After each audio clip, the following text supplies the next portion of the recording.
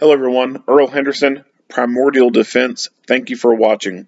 I have another Monday quarterback video for you. I'm going to play the entirety of this video, and then I'll go back and talk about things that are going on to better explain what's going on, and talk about things that I think that were done right and or done wrong.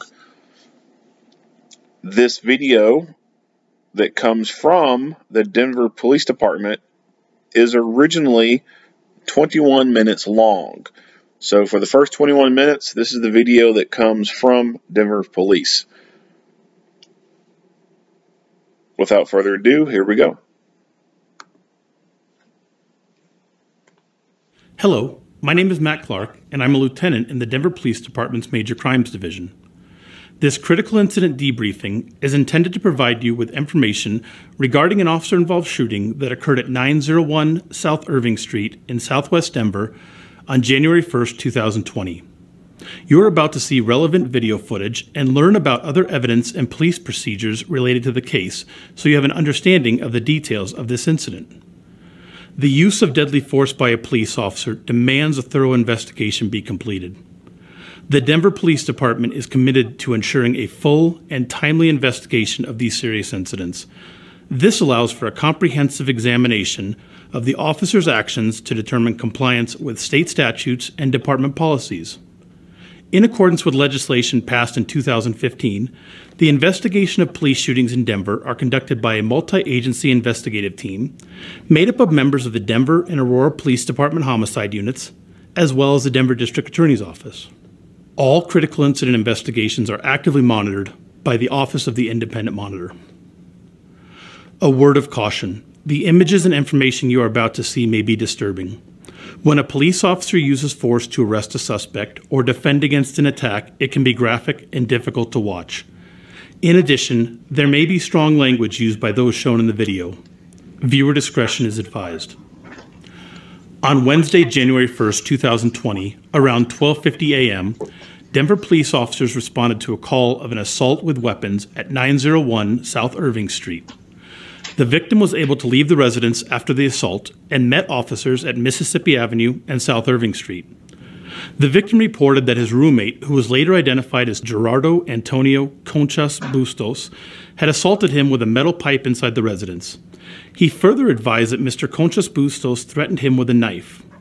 The officers observed several injuries on the victim, including a large contusion on his forehead, a bloody nose, and a laceration on his hand.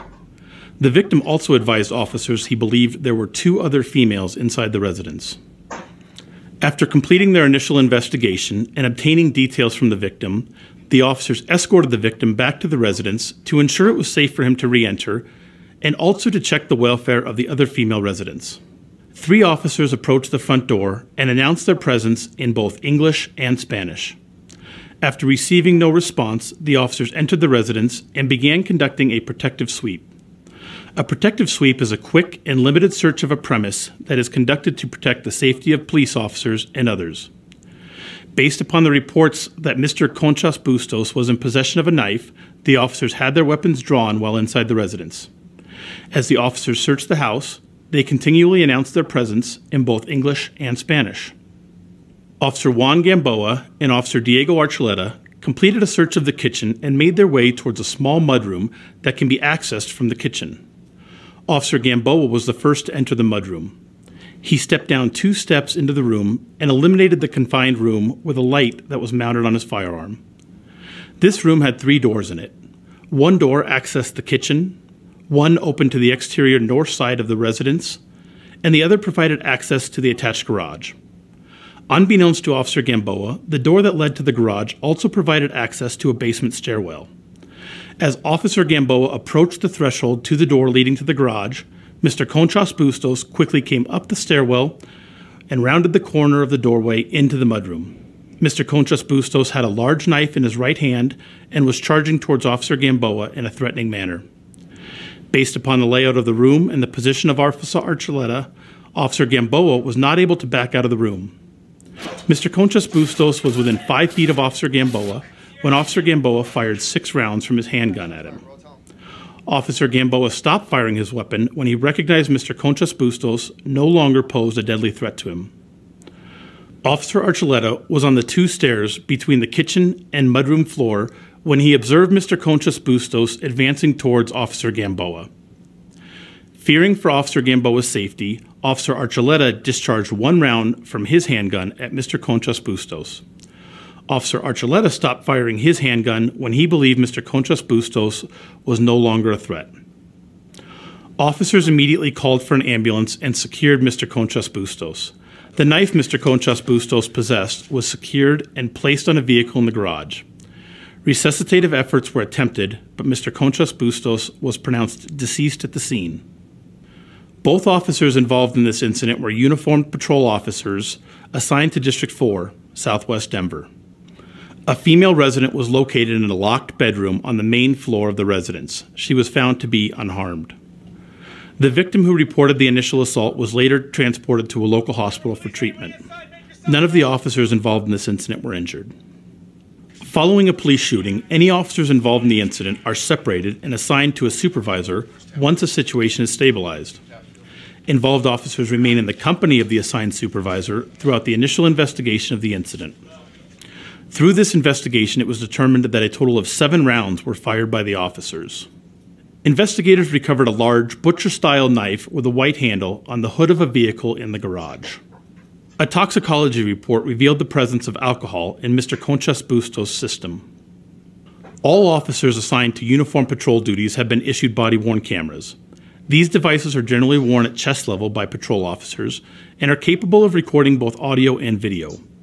Prior to being activated by the officer, the body-worn camera maintains a 30-second video buffer. Once the officer activates the camera, the 30-second buffer video is captured and the camera starts recording both audio and video. It is important to note that a body-worn camera captures a general perspective of what is in the camera's view. However, this footage may or may not be what the officer actually saw or perceived. At times, an officer's movement or hand positioning may inadvertently block the camera's view. Additionally, the camera may not capture light in the same way as an officer's eye. Here are the complete body camera videos from the 2 officers involved in this incident. Again, viewer discretion is advised.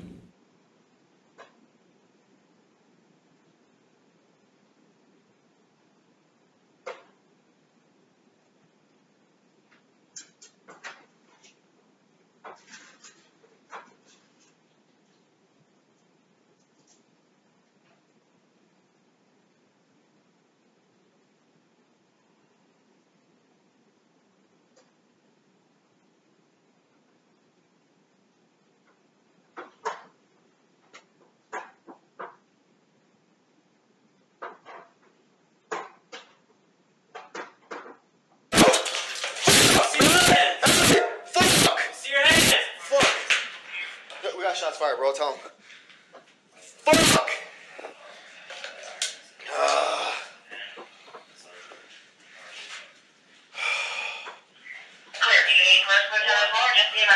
Hey, hold on. We need to clear the rest of the house, dude.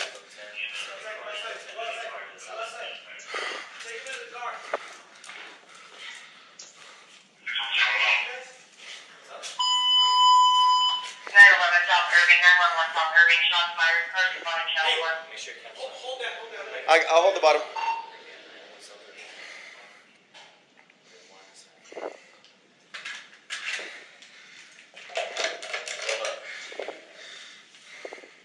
Shooting? I don't know, man. I thought they were shooting at you, man. That fucking knife, dude. Look at that big ass knife he had in his hand, dude.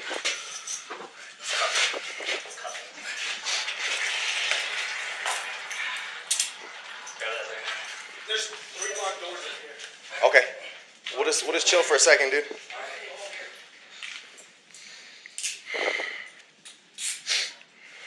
You're not hit or anything? No, I'm good, bro. Shot one. I'm good. Alright, buddy, give us a second, alright? We're gonna help you.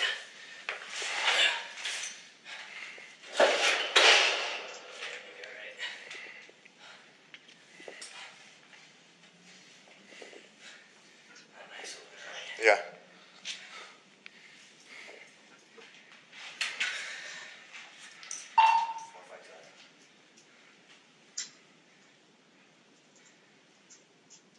District 4,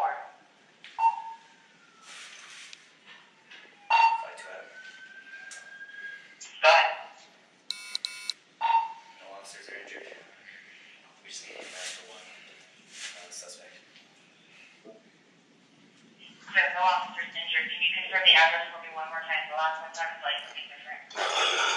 901. South River Street. Okay, clear. We gotta clear the rest of the house, dude. Clear.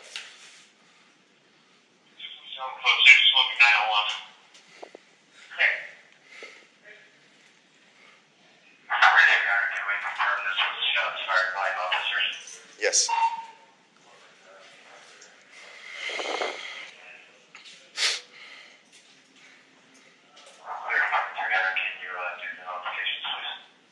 Of course. You still rolling? Yeah. Huh? Yeah. Clear.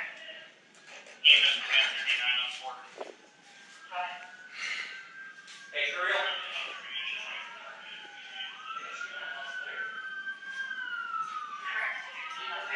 We're here. 901 South Irving. 901 South Irving. Alright, we're still open the bus route, thank you. Clear, thank you. Okay.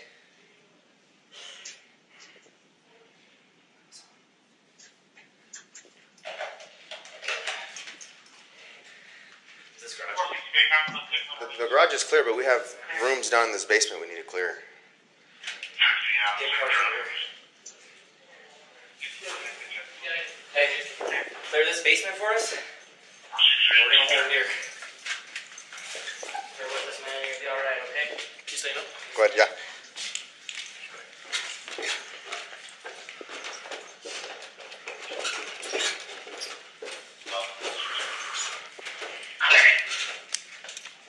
Denver police!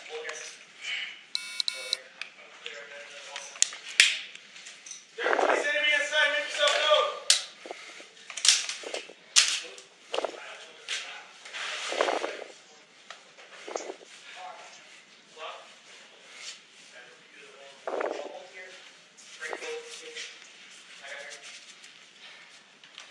Let me know if it wraps around. Alright, let me know when you're about to roll if I need it. Do CPR, bro. Okay.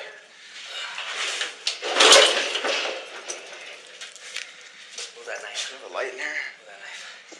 Move it over there. Just put it back there.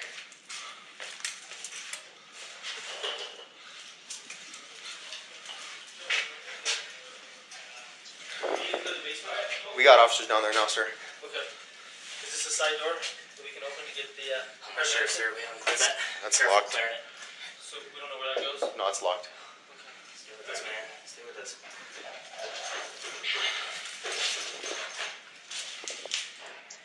Is that cruiser here yet? Yeah, he's right there. Alright. Yeah. Want me to shoot? Yeah. She can see the door. Okay, yeah.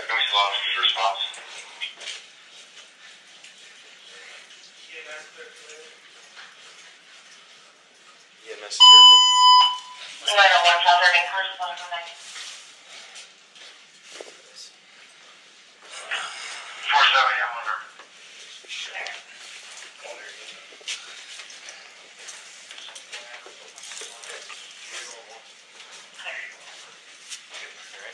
Yeah.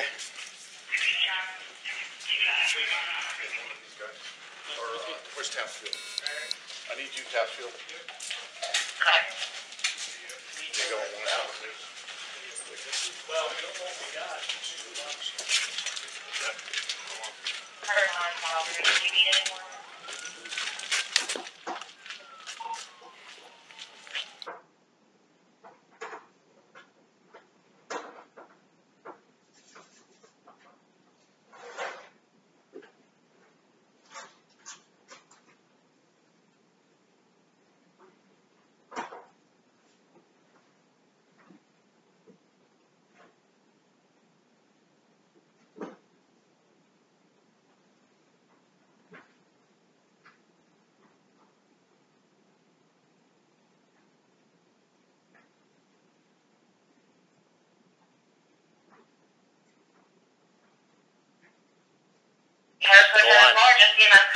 Hold on, we need to clear the rest of the EMS house. code 10, semi cars code 10 to finish clearing this house.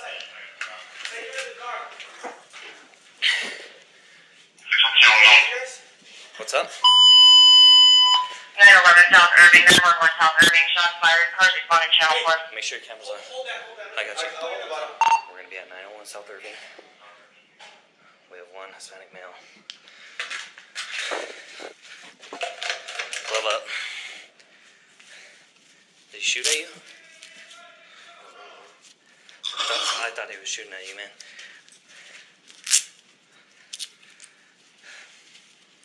Fucking knife, dude. Look at that big ass knife. Yep. Alright, let's cuff him.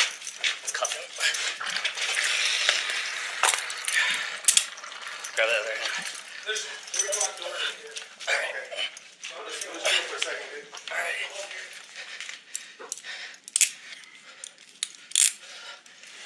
You're not hit or anything? No, I'm I good. shot once. I'm good. Okay. Yeah, alright, buddy. Give us a second, alright? We're gonna help you. You'll be alright.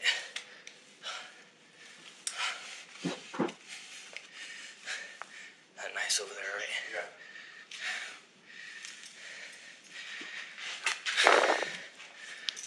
Four, 5, 2 at him.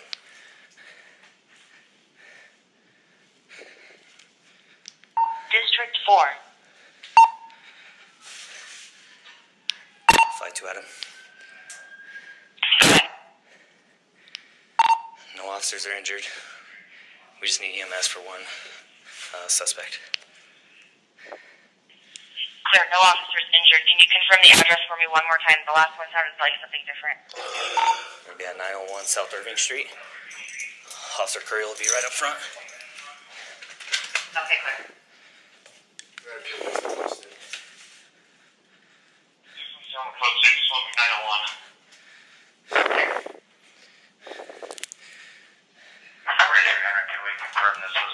Fired by officers. 4, 5, 2 Ida, make firm, sir. Myself and 5, 2 Ida. Clear, 300. Can you do the notifications, please? Of course. You still rolling? And I'll be around. Huh? Clear. EMS Command 39 on 4. Go ahead. Hey, Curry, Clear up the South Irving. I just want to confirm that we only have a suspect. finish getting that house cleared. Correct. It will be for the suspect. And confirm We're the good. address 901 South Irving. 901 South Irving. Alright, myself and the bus are around. Thank you. Clear, thank you. You okay? Excellent.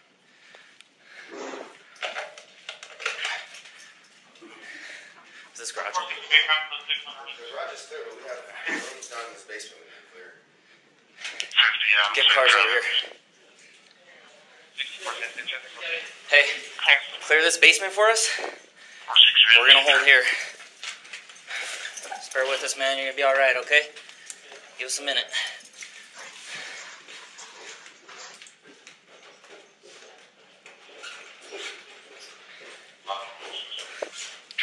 Clear.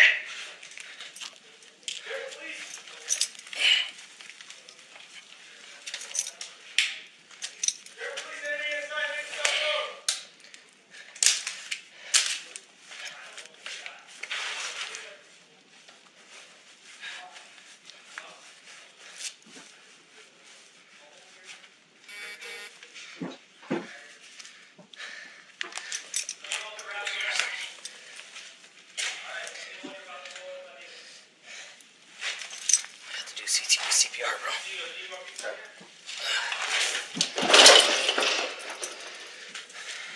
Move that knife. Move that knife. Move it over there. Just put it back there.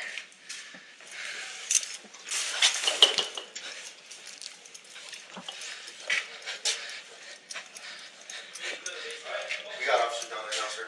Okay. Is this a side door so we can open to get the, I'm not sure, sir. We haven't cleared that. Be careful clearing it. we don't know where that goes? No, it's locked. Stay with us, man. Stay with us. Is the freezer here yet? Over there.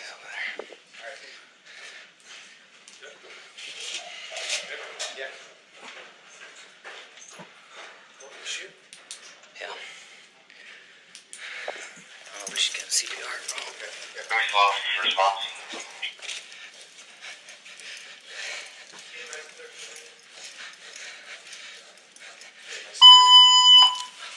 South Irving First, what was that? What's up, guys? 470, I'm under. Come over here, Google. Stacey here. The Denver District Attorney will review the details of this incident and determine if the officer's actions were in compliance with Colorado law. After the District Attorney renders a decision, the Denver Police Department's Internal Affairs Bureau and Conduct Review Bureau will complete an administrative review of this case.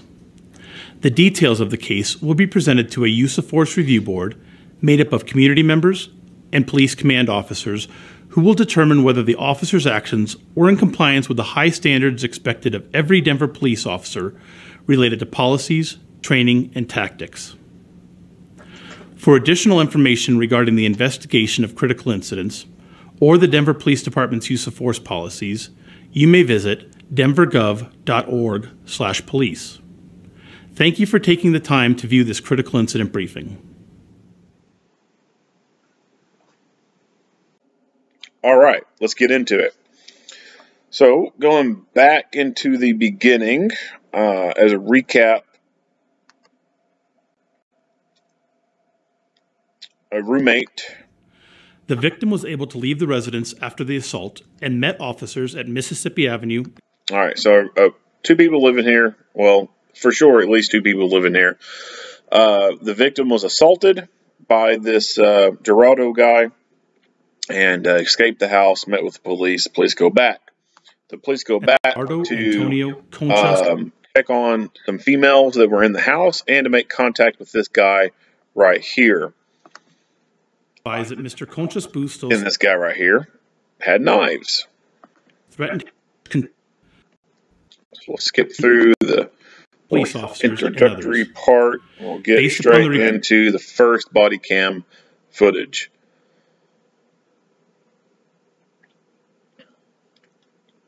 So right off the bat, there's no audio. That means they have not hit the record or hit the event button on their cameras yet.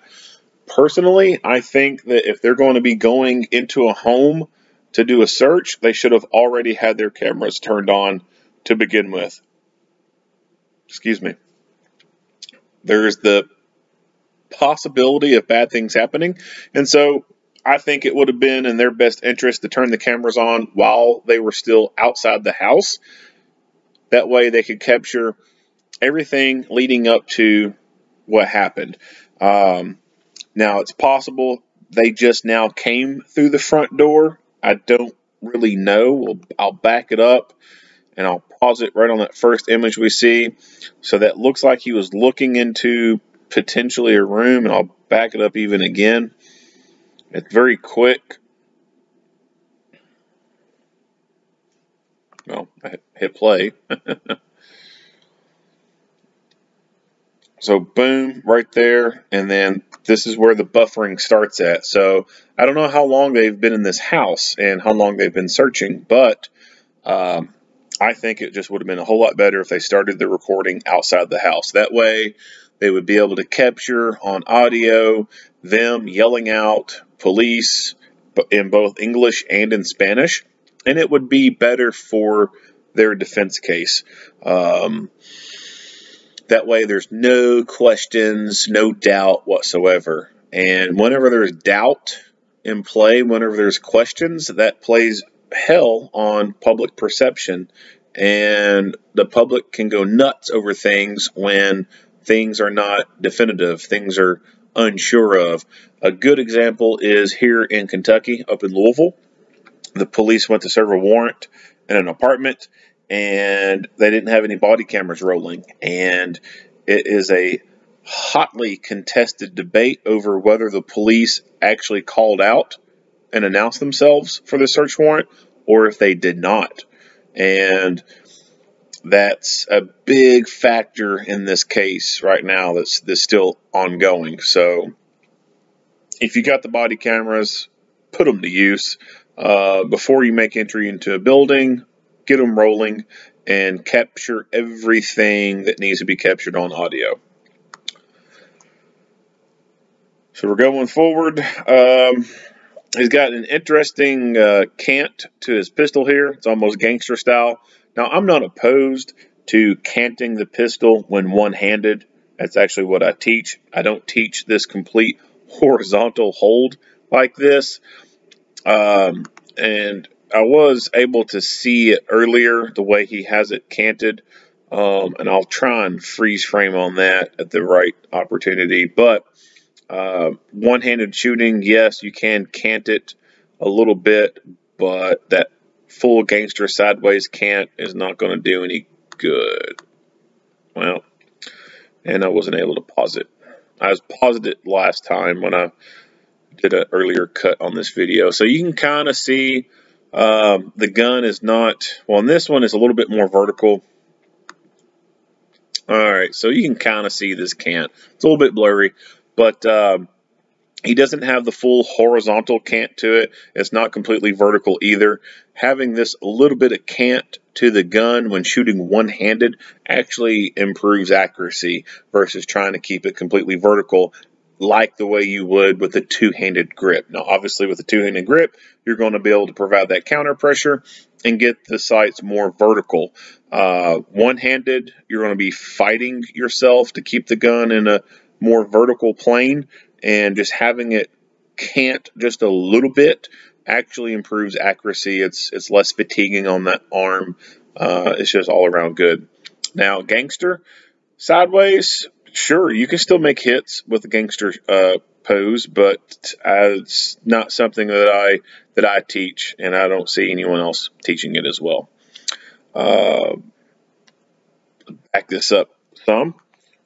So they call this little room that they're in a mud room. This is the first time I've heard that terminology.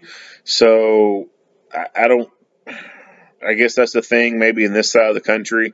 I've always associated rooms of this sort to be like a foyer. Like I said, I've never heard of mud room, so I guess this would be the room that you take your shoes off in so you don't, bring mud into the rest of the house or something. I don't know. But this guy comes out super fast. I mean, just fast.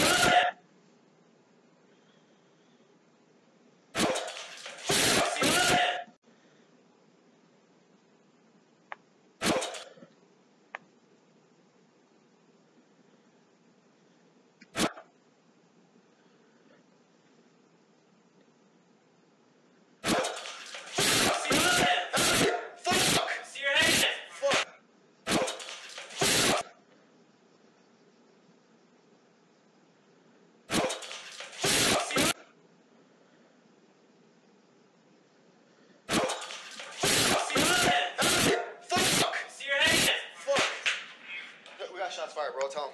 So it happens super quick, and he's able to put multiple rounds on target. I can't remember off the top of my head how many rounds were fired by police. I want to say they said 7, but don't hold me to that. I think he was able to fire the bulk of them, and he obviously made hits. Now, is it possible he made some misses? Yes, I think one miss is right here in the door frame, possibly. So you can see that big noticeable mark right here in the door frame. We're also going to use this little line as a reference. We'll back it up some. And so we don't see any big marks right here. These were already here, so I don't think these are any misses, but back it up a little bit more. Yeah, so we don't see a big hole right here in the door frame or a big dark spot. And then when this guy comes out, bang, bang, bang, bang, bang, then we end up seeing a pretty noticeable spot right there. So at least one round was missed, in my opinion. Maybe another one. It's hard to say without any documentation being provided for this incident. But very close proximity. I would say most of his rounds found his target. I think he got some headshots in. At minimum, one headshot for sure. How many total, I don't really know. Hold on, we need to clear the rest of the house, dude.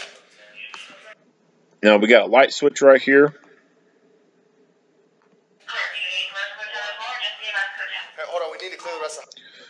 One's up, one's down. Not so critical right now, in my opinion. But I think later on, one of them could have tried to see if the switches work. But right now, he verbalizes that the rest of the house needs to be searched. So he clears what he can see inside this garage. Now, he didn't push too far into this garage. There could very well be someone behind this van over here hiding. So he didn't do too terribly good of a job of clearing this garage. And then he stays in the open area. Let's back this up a little bit more. So his body is still in this quote-unquote mudroom.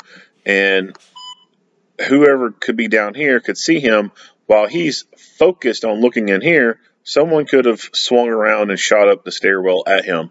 He's kind of in what's called a fatal funnel.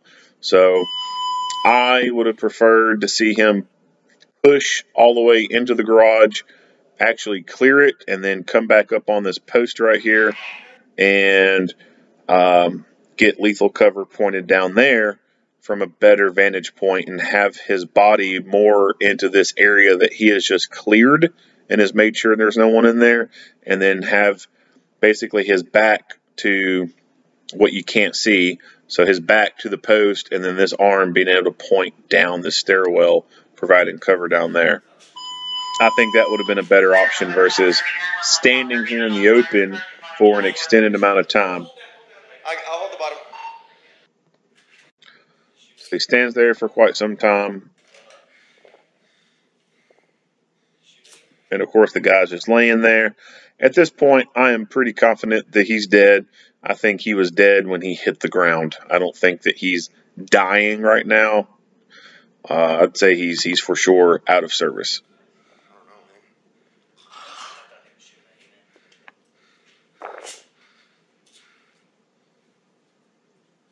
Fucking knife, dude. Look at that big ass knife he had in his hand, dude. Fucking knife, dude. Look at that big. Fucking knife, dude. Look at that big ass knife he had in his hand, dude.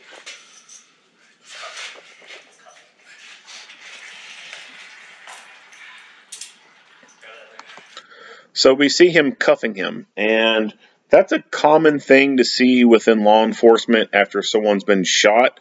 Cuffing a person is done because there have been times where a person has been shot and then they were able to get back up after having been shot. And a famous case that is referenced a lot within the training community for law enforcement and firearms training is an incident in Miami with the FBI. The FBI went after a couple of bank robbers. They were following them. Gunfight happened. One of the robbers took a pistol round to the head, just knocked him unconscious temporarily. He woke back up, got back in the fight, was able to crawl out of his vehicle and go back into a FBI vehicle and try to take off in it. The other guy took a round to the side. That round went into his heart area. It was going to be a fatal round. He was going to for sure die from that, but it was not immediately incapacitating. He was able to stay in the fight. He was actually shot multiple more times after that, and he went on to kill 2 agents and seriously wound a few others. And he finally went down after multiple rounds. And neither of these guys had any drugs in their system or anything, just sober, completely sober. And handgun ammunition is not always the best. Handgun ammunition kind of sucks in comparison to rifle. There's a whole lot fewer people who walk away from being shot with a rifle than there are with pistols. Lots of people can walk away after being shot with a pistol. So this is why we see the police handcuff people after they shoot them, because historically people have been able to get back up after being shot. And it's a hell of a lot harder to fight with both your hands cuffed behind your back than it is with your hands free. But who would you want to fight? Someone with both their hands capable of doing stuff, or someone with their hands cuffed behind their back? It's pretty obvious which one would be easier to deal with.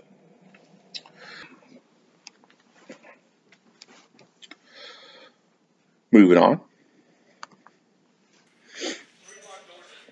Okay. We'll just chill for a second, dude.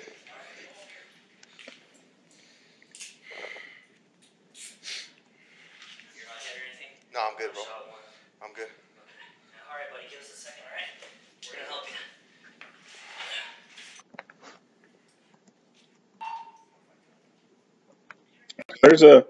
There's a time delay in between more people getting there and them doing more stuff.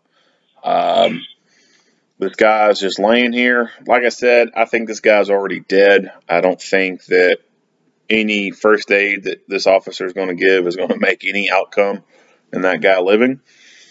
So I'm not harping too much on this. And actually, there's sometimes where I just don't think the police need to be worrying about trying to give bad guys first aid. Just let the paramedics deal with it. They brought it upon themselves, right?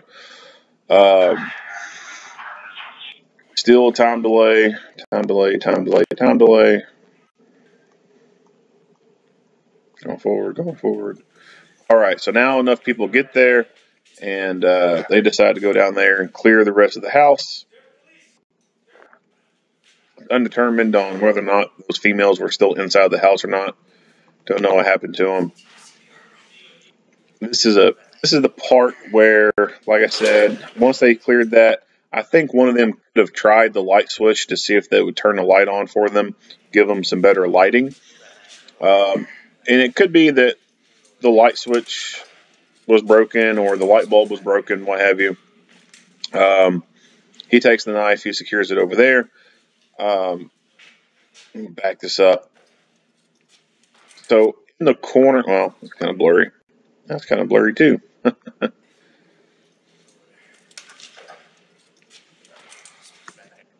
So like somewhere in the corner over here, if you got a room where there's no light, there's a couple of lighting options you can do with your utility light. You can click it into the constant on position and stick it in a corner and have it pointing up towards the ceiling, and that should provide a decent amount of ambient light for you. That way you can go hands-free, kind of like how he has it in his pocket right now, and it's just shining up against the wall and the ceiling. It's providing some degree of light. You can actually take it out of your pocket. That way when you're moving around, it's not moving around a whole lot.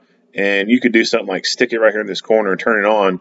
That light's going to hit the ceiling, and it's going to cast enough light down that you can see what you're doing hands-free. We can also see in this little wall right here, looks like a Solo cup from where someone had maybe been sitting out here smoking and drinking or something. It's a possibility a flashlight could stick in there. I kind of doubt it, but you could certainly put a flashlight in the upright position in the chair or in the corner right there and leave it clicked on, and it's going to provide enough light for you. It's kind of like umbrella lighting, where you have a flashlight attached to your helmet and it's pointed up.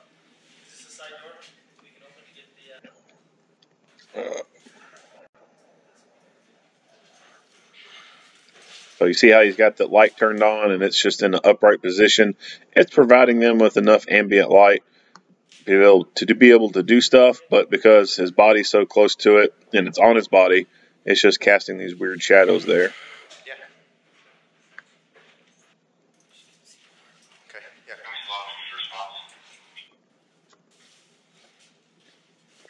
So he tried to provide a little bit of CPR and some medical aid, and then he just let these paramedics come in here and take over. And then these two officers, they leave and they go to the supervisor and go from there.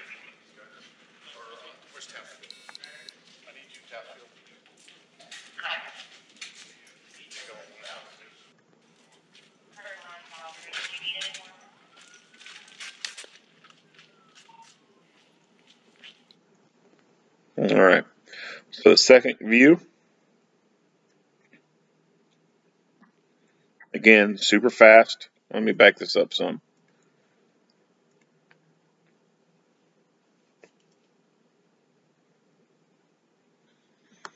We'll notice that he has a red dot on his pistol.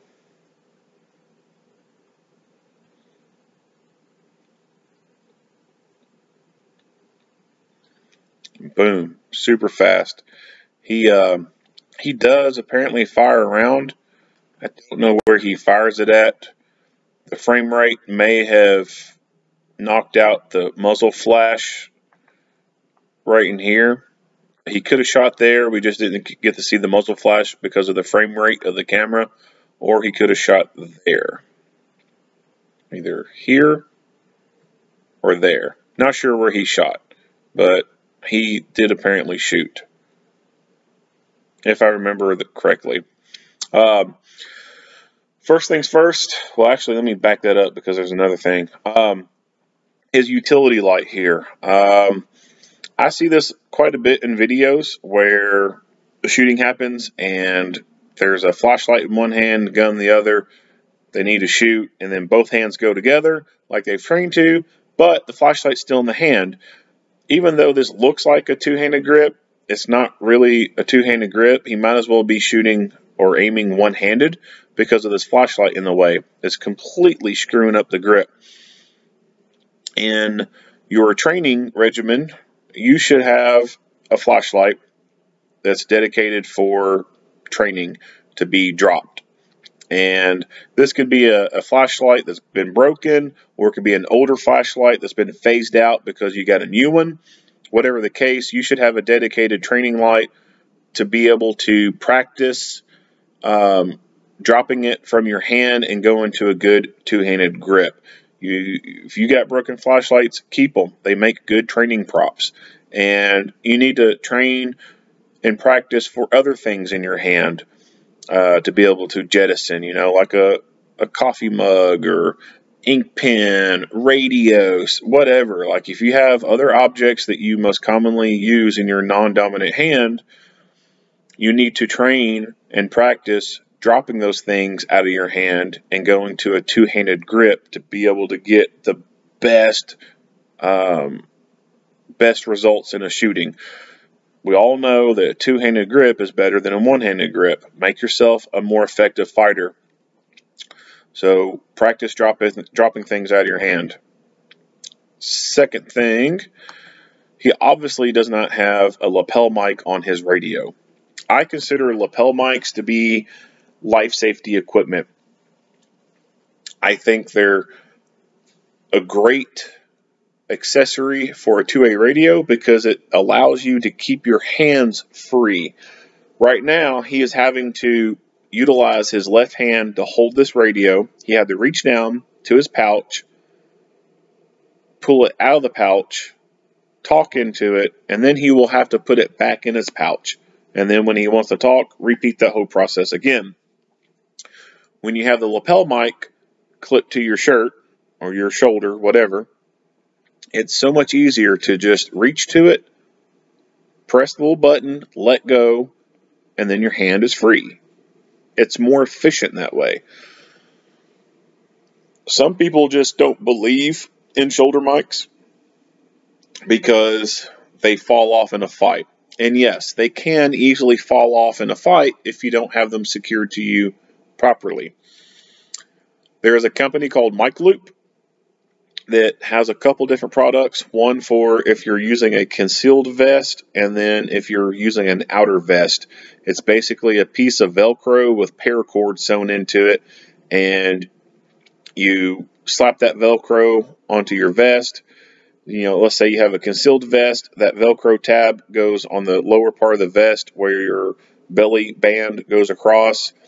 It gets Velcroed in place, and then that long loop of paracord you can have run up your uniform and come out between the buttons of your shirt, and then that end of the paracord can be looped around the handle or that clip part on the remote mic, and it's pretty bomb-proof. They've got lots of photos and videos of their product online.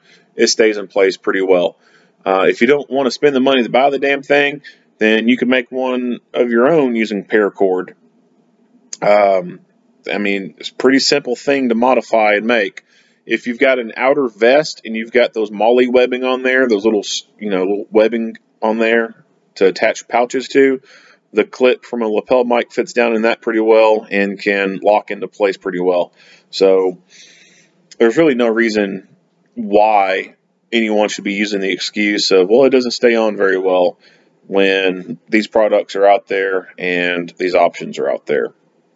Now, there are some places that just don't provide these. Some agencies, they have small budgets, or they got okay budgets, but they just want to save money. And instead of buying a bunch of lapel mics, of course, they got the radios, and that's all they do. If that's the case, then I implore you to save some money and buy a lapel mic. Or here's another option for you. Claim a hearing disability. Go to a doctor, get a hearing test. You may have some hearing degradation in one ear from shooting guns and stuff. So provide that documentation to your employer and tell them that you want a reasonable accommodation, and they will have to provide a lapel mic for you so that you can keep it closer to your ear and be able to hear critical radio communications. Or you can just go buy one on your own. And it'd probably be easier to go buy one on your own and get it quicker, because if you go the other route, you try to fight them with a ADA type of thing, depending on the agency, they'll fight you and they'll harass the shit out of you.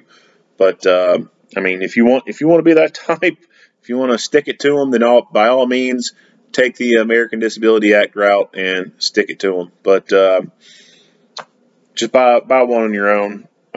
Eat some ham sandwiches for a couple of weeks to save money if you need to, and get you a good lapel mic, because it is a piece of life safety equipment. Makes it a whole lot easier to communicate and safer for you and everyone that you're working with. Now, some of these agencies are so large that individual officers don't get a take-home radio. Like in my area, everyone pretty much has a take-home radio. They get to take it home with them. It's their radio to take care of. In some agencies, they're so large, there's so many people, they can't do that. So they have hot swap radios, basically. You come into work, you go to the radio room or shift room, wherever the radios are, you pull one out for your shift, you sign for it, whatever that process is. You use it during your shift, and then you come back to the station, you put it back in this little spot, or you hand it to someone, they go put it in a spot, and it charges, and then someone else will get it the next shift. And that's a reality for a lot of places. That could be what's going on here. I don't know much about Denver police. These could be hot swap radios that get shared among people. And usually when they're shared things, little things like accessories, like lapel mics, don't last very long, because people don't take care of them. People will take them off because they don't like them. They end up getting lost, or the little pins on them break from the repeated taking them on and off, what have you. Whatever the case may be, get yourself a lapel mic. It makes things so much better.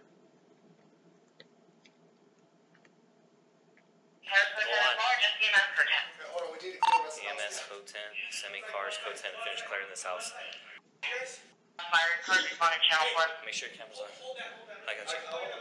We're going to be at 901. So he puts gloves on, and gets them, rolls them over, cuffs them. Already talked about the cuffing stuff. He does a search on them, if he finds anything. Doesn't find anything. Goes back to his radio. They're waiting.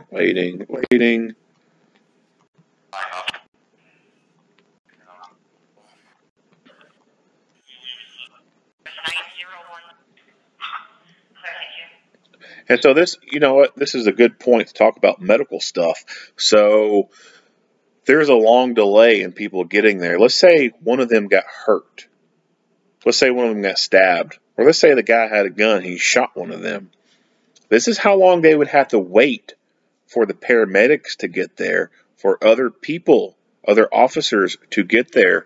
And this is why it's critically important to carry medical gear on you. If you're going to carry the tools to induce trauma, you should carry the tools to reduce trauma. You should have first-line medical gear on your person capable of treating extreme bleeding issues so that if it takes paramedics multiple minutes to get there, you're not waiting there bleeding out.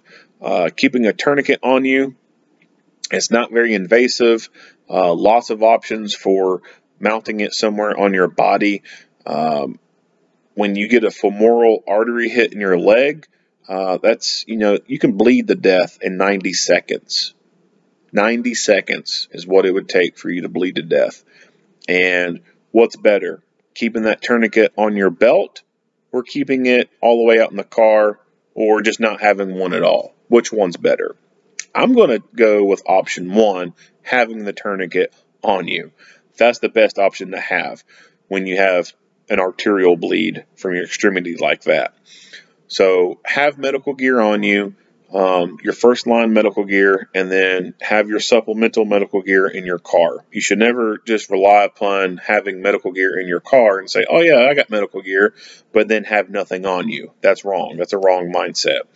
So this long wait time is a good illustration on why you should have medical gear on you. It takes people a while to get there.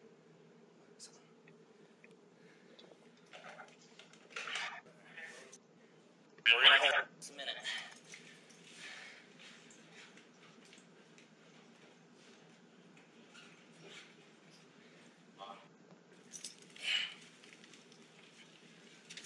So he rummages through his pockets again.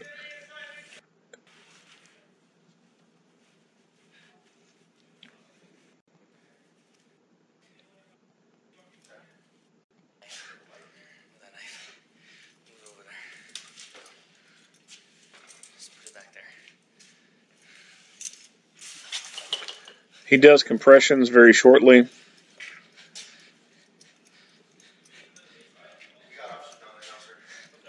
Now it's kind of hard to see with the footage. It's not very clear. We see a lot of blood. We don't see any exact injuries. We just see a lot of blood. But I would say it's possible that with their eyes, what they could see that this is an obvious sign of death. Like they could probably see bullet holes in this guy's head and have a pretty good feeling that no amount of first aid is going to save this guy.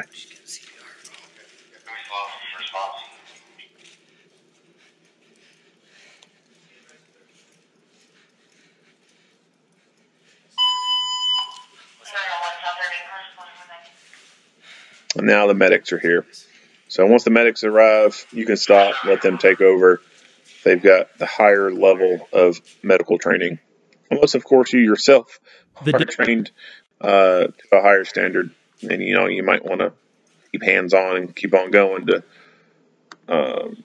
prevent any type of liabilities for yourself.